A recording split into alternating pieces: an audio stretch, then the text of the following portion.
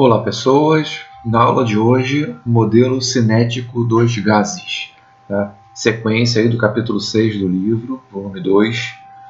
Então, aqui a aula de hoje vai ser bem puxada, vamos dizer assim. Por quê? Porque ele vai apresentar muitos conceitos aqui, bem condensados nesse tópico 3, então prestem atenção, vem comigo, não se distraiam e caso tenham dúvidas, coloquem nos comentários aí para a gente ir tirando ao longo das próximas aulas, tá? Então, nesse tópico, o modelo cinético dos gases, ele vai apresentar para a gente as chamadas variáveis de estado. Então, aqui, ó, pressão, temperatura e volume. Nós já falamos em aulas anteriores sobre pressão, sobre temperatura, e o volume nada mais é do que o volume do recipiente que contém o gás. Está aqui no lembrete, ó. Como o gás ocupa todo o volume do recipiente que o contém, consideramos o volume do gás igual ao próprio recipiente, tá? O volume do próprio recipiente. Então, essas três variáveis caracterizam o estado de um gás. Por que a gente trabalha com gás? Porque no modelo gasoso da matéria, né? A matéria tem três estados, sólido, líquido e gasoso. No modelo gasoso a gente consegue implementar melhor essa visão microscópica de movimento das partículas que constituem uma matéria, tá? Então, eu tenho um modelo chamado de gás ideal. Aqui, ó, ele vai discutir nesse parágrafo aqui, ó, gás ideal ou gás perfeito. Eu prefiro o termo ideal. Que são... um gás real se aproxima do ideal quando ele está submetido a baixa densidade e alta temperatura, né? Então, quando eu falo de gases reais em alta temperatura e com baixa densidade, tudo que a gente vai falar a partir de agora funciona bonitinho, tá? E se o gás que eu estou trabalhando não estiver nessas condições? Bom, provavelmente você vai estar num curso de engenharia ou de física, trabalhando com um gás específico, e você vai estudar as propriedades específicas daquele gás sobre determinadas condições que você quer do estudo. Fica muito teórico aí, eu falei para vocês que a aula hoje seria mais puxada justamente por causa disso. É uma aula bem teórica, tá? Então, transformações gasosas. Então, a gente vai trabalhar com gases, né, e vendo o comportamento dos gases em função dessas variáveis de estado: pressão, temperatura e volume. Nós já vimos nas aulas anteriores que existe uma relação entre pressão e temperatura. Aqui, ó.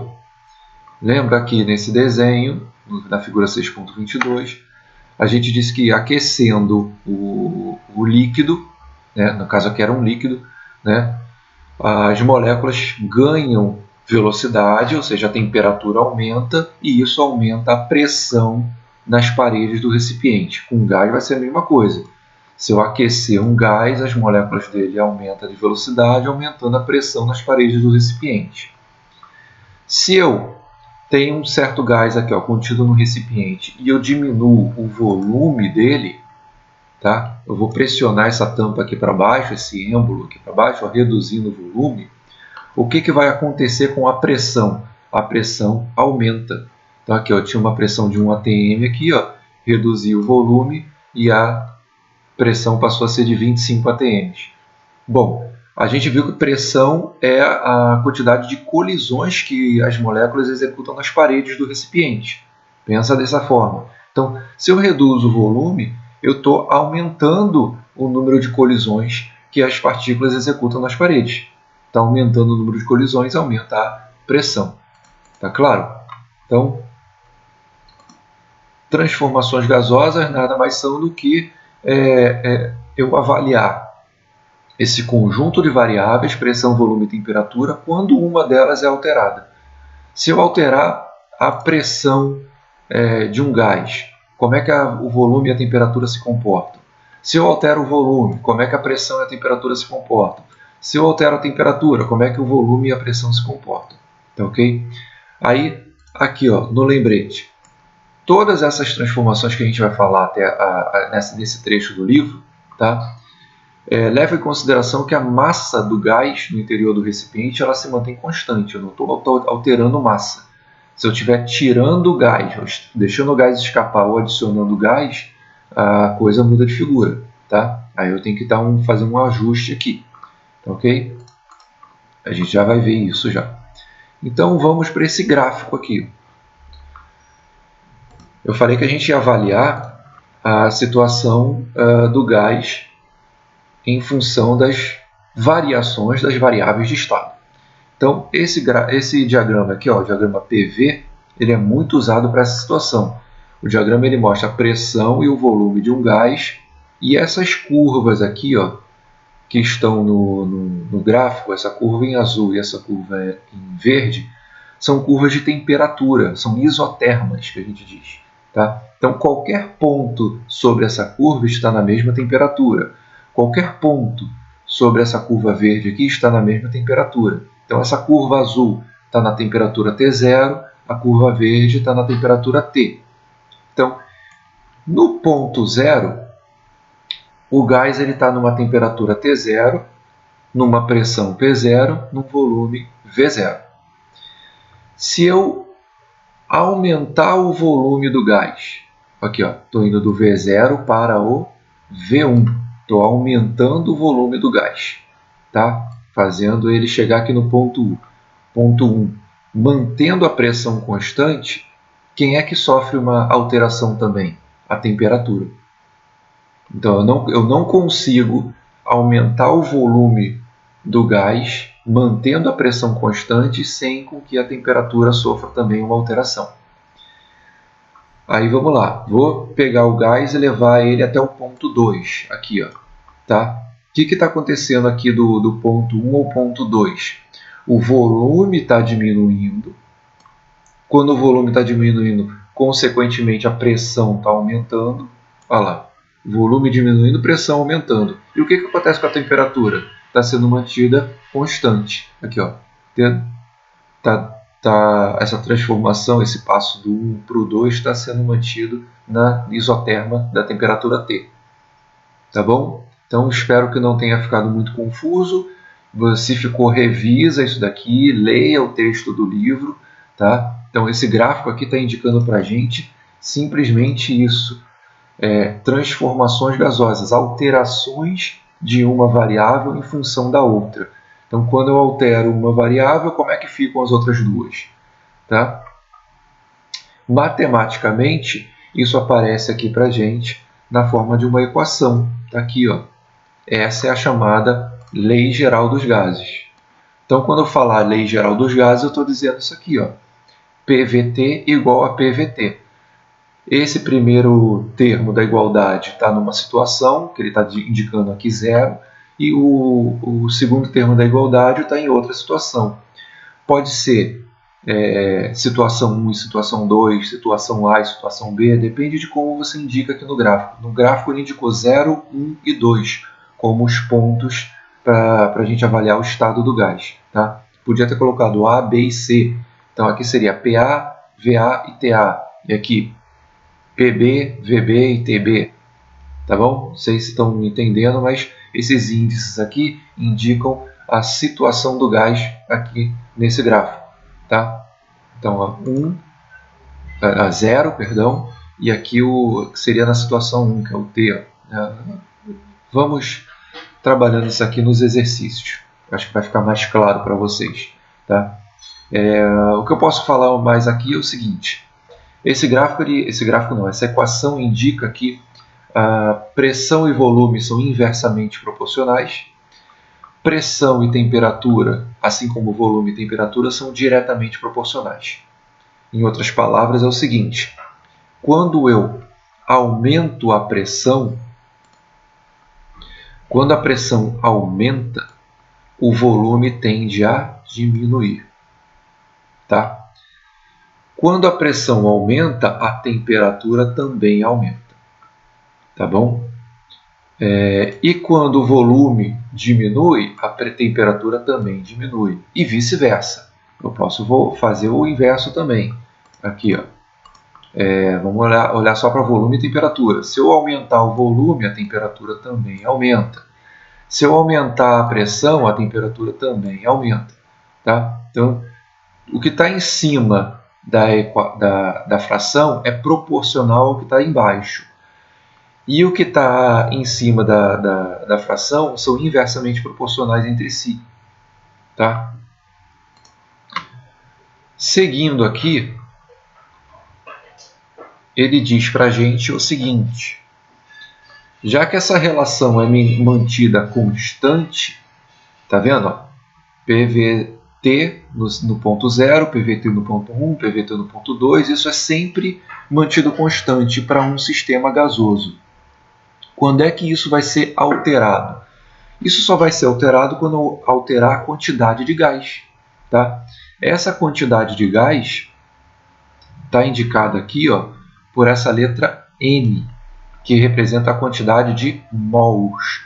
Mols é uma quantidade de matéria, você já deve ter visto em química, né? Quantidade de mols. Mas numa oportunidade eu volto a falar sobre isso daqui. Tá? Mols é como se fosse dúzia. Dúzia corresponde a 12 unidades. Centena corresponde a 100 unidades. Mols corresponde a uma quantidade de unidades. Vai estar escrito aqui na próxima página. Tá? Não vamos antecipar, não. Então, voltando aqui. Essa quantidade, essa fração aqui, PV sobre T, só vai ser alterado se eu alterar a quantidade de gás. Tá? Então, essa quantidade de gás está sendo representada pela letra N, número de mols. E eu tenho uma constante de proporcionalidade aqui, que é chamada constante universal dos gases. Reescrevendo essa equação aqui, trazendo o T para cá, né? Traz o T para o outro lado, eu tenho isso aqui, ó, PV igual a nRT. Tá? Essa é a chamada equação de estado de um gás, ou equação de Clapeyron. Ok? Então, a equação de estado de um gás indica a pressão, o volume e a temperatura do gás em função da quantidade de gás que você tem. E esse R aqui nada mais é do que uma constante. Vamos ver aqui na próxima página. Aqui. O número de mols corresponde a uma certa quantidade de partículas. Está aqui, ó. 6 vezes 10 a 23 partículas. Tá bom? E a constante dos gases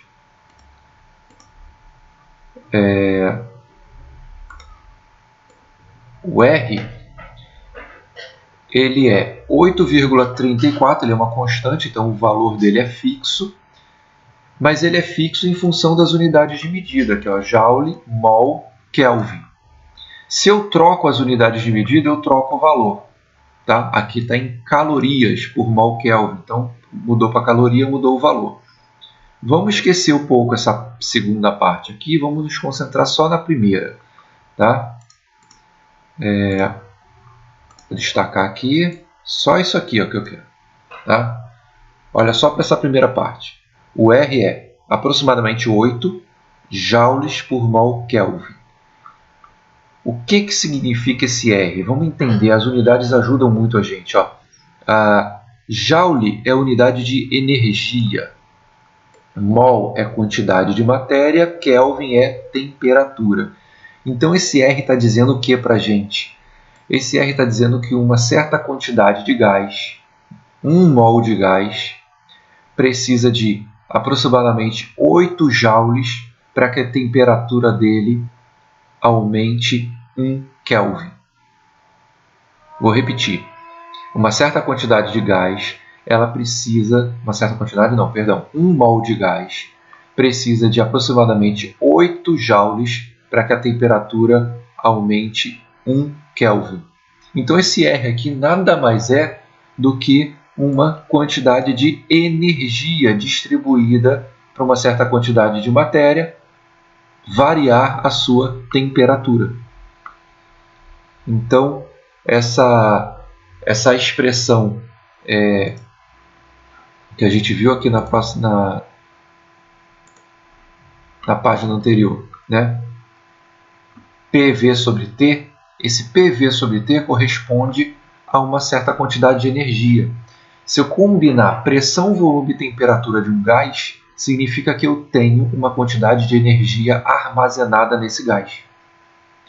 Essa energia, para que eu altere ela, eu posso alterar mexendo na temperatura, mexendo na pressão ou mexendo no volume. Eu consigo alterar o estado do gás ou o estado energético do gás. Tá? Guarda essa informação que vai ser útil nas próximas aulas. Exercícios resolvidos. Tá aqui. O assunto é complexo, o assunto é mais complicado, tem muita variável, então vejam com carinho esse exercício resolvido. Resolve no caderno de novo, tem muita coisa para fazer aqui. Tá? Segue o passo a passo que eu vou dar para vocês aqui. Ó. Olha o lembrete, tem um lembrete aqui. Ó. Tá? Leiam isso daqui. Ele fala sobre as unidades de medida. Ok? E eu vou falar aqui apontando no exemplo. Ele fala o seguinte. Ó. Um gás perfeito está num recipiente cilíndrico dotado de um êmbolo. Êmbolo nada mais é do que uma tampa móvel. Tá? Eu posso alterar o volume do recipiente mudando a posição da tampa. Então, as suas variáveis de estado são as seguintes. Está aqui, ó, pressão, volume, temperatura. Tá? Então, pressão, volume e temperatura. Deixa eu limpar aqui. Vou destacar assim. Aqui está pressão, volume e temperatura no estado inicial. Tá? Aí ele fala, o êmbolo é comprimido, fazendo com que o gás ocupe apenas 100 centímetros cúbicos. Então, o que mudou daqui para cá? Volume. O volume era 150, passou a ser 100. Observa-se que sua pressão aumenta para 1,8. Então, a pressão também mudou. Tá? Então, eu tenho aqui uma condição inicial e eu tenho uma mudança de volume e uma mudança de pressão. Tá? Na letra A, determine o número de mols e de moléculas desse gás. Então, é para colocar a equação de estado. O número de mols aparece na equação de estado, na equação de Clapeyron. Tá? Então, você vai escolher um conjunto completo aqui de dados, ó, as condições iniciais, pressão, volume e temperatura.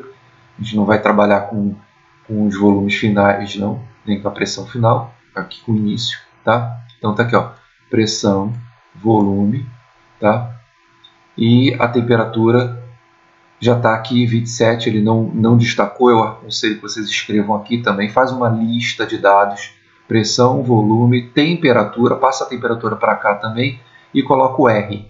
A qual R eu escolho, professor? O 8 ou 1,9?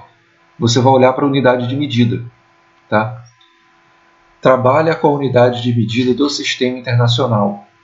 Então, aqui, ó, a pressão está em ATM.